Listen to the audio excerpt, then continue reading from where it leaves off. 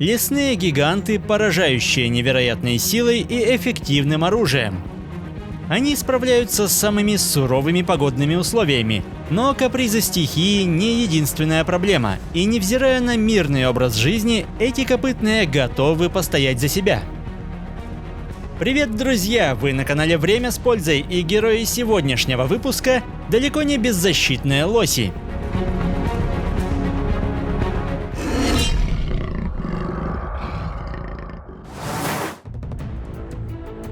Лоси – самые крупные среди представителей семейства оленевых.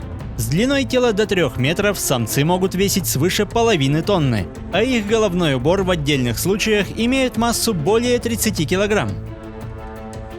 Разумеется, находиться рядом с такими гигантами далеко не безопасно, но, к счастью, это травоядное животное, и до человека им нет особого дела. Исключением может стать брачный сезон.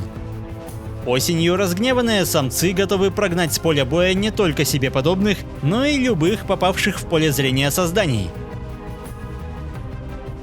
Желание проверить прочность рогов, первого встречного зачастую перевешивает бдительность и осторожность, поэтому на пути исполина лучше не становиться.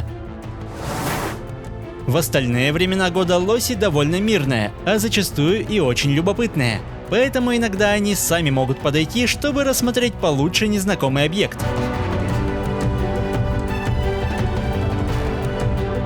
Не стоит приближаться и к матери с детенышами. Конечно, годовалые подростки далеко не беззащитные, и лосиха с ними ведет себя более спокойно и сдержанно. Однако первые месяцы жизни детеныши целиком зависят от матери, которая в этот период становится чрезвычайно настороженной. В этот момент даже хозяин леса может попасть в неловкое положение. Этот грозный хищник не привык отступать, однако он вряд ли ожидал встретиться со столь агрессивным созданием, поэтому на всякий случай косолапый спасается бегством. Беззащитные лосята являются желанной добычей голодных медведей, поэтому мать всеми силами дает понять, что приближаться к ее потомству опасно для жизни.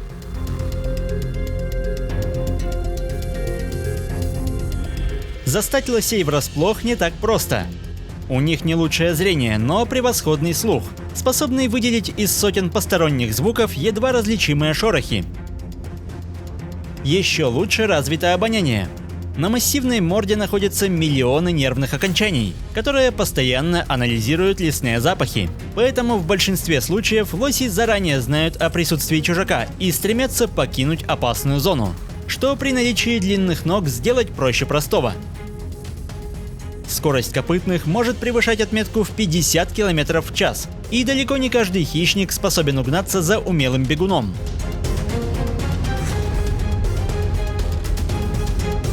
Но все же медведи представляют серьезную опасность не только для малышей, но и для взрослых особей.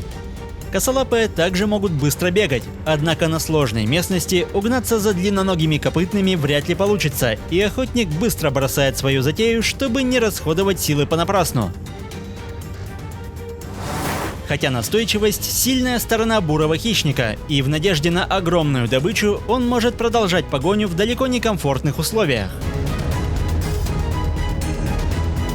Но вот тяжелый для перемещения снег сменяется спасительным водоемом. К несчастью для преследователя, лось – умелый пловец, и даже километры водных угодий не становятся для него препятствием. Казалось бы, широкие лапы медведя должны помочь ему быстро настигнуть добычу, но плотное телосложение и невероятно толстая шкура здесь ему не помощники, поэтому, как бы не хотелось отпускать трофей, косолапый все же вынужден повернуть к берегу.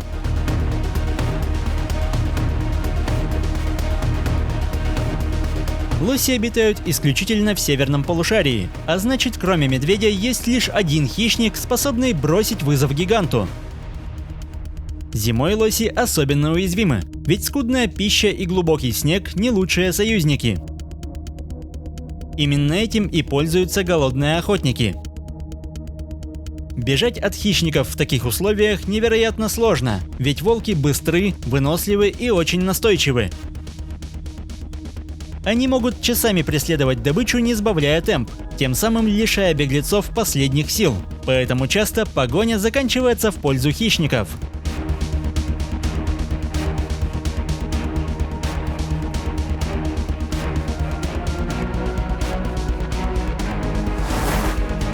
Летом ситуация может измениться. Жизнь лосей тесно связана с водой. Эти животные могут часами бродить по заболоченным низинам, спасаясь от насекомых и выискивая пищу, которая поедается прямо со дна.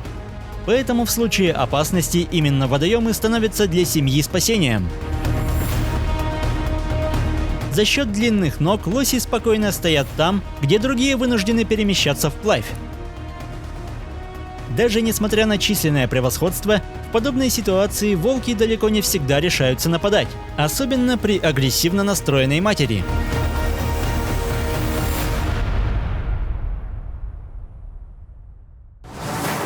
Но если соблазн слишком велик, хищников не останавливает и водная преграда. В опасной ситуации лосиха поджимает уши, поднимает шерсть дыбом и обрушивается на обидчика смертоносными копытами и всем своим весом. Волки достаточно проворны, чтобы избежать прицельной атаки, а их тактика заключается в том, чтобы выманить мать и атаковать теленка. Кажется, у хищников есть все шансы на успех, но лосиха вовремя спешит на защиту, и волки вновь остаются ни с чем. В то же время хищники знают, что добыча никуда не денется, и у них достаточно времени, чтобы завершить начатое.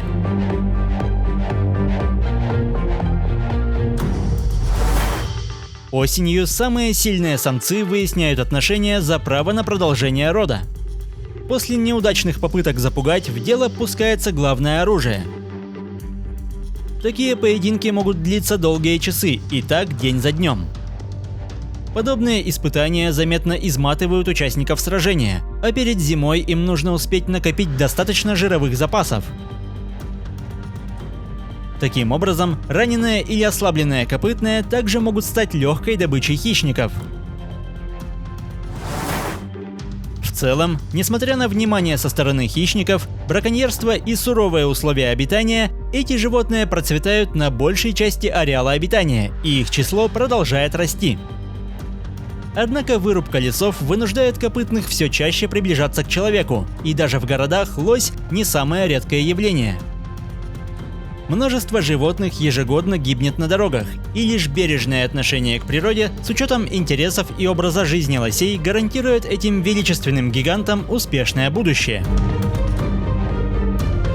Если выпуск вам понравился, поддержите его лайком, комментируйте, подписывайтесь и проводите время с пользой. До скорого!